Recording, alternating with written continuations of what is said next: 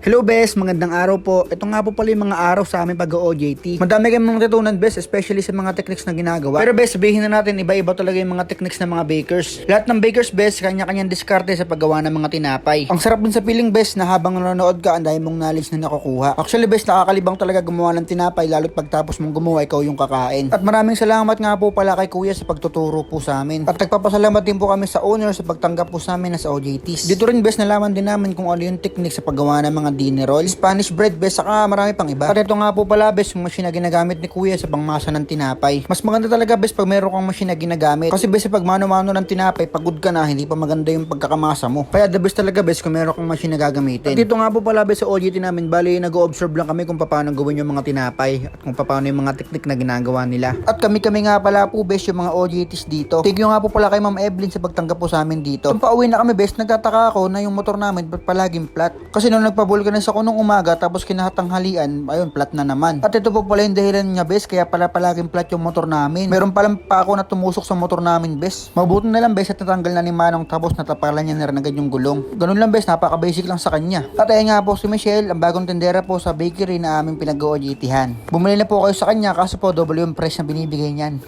Di ba, joke lang. Ito nga po pala bes, yung pagmasa gamit po yung machine na ginagamit ni kuya. Pinapasok niya lang po yan dyan bes sa parang roller na po na yan, tapos po pabalik-balik na po din yung dough. Paulit-ulit lang bes na ganyan hanggang sa gumanda po yung dough. Sinabi nga po sa amin ni kuya na doble ingat po sa paggamit ng ganyang machine. Hirap na po, baka po madisgrasya. At ganyan nga po pala bes yung ginagawa ni kuya para po sa pagmasa ng mga tinapay dito. Panoorin mo to bes para malaman mo kung gaano kaganda yung dough na kakalabasan.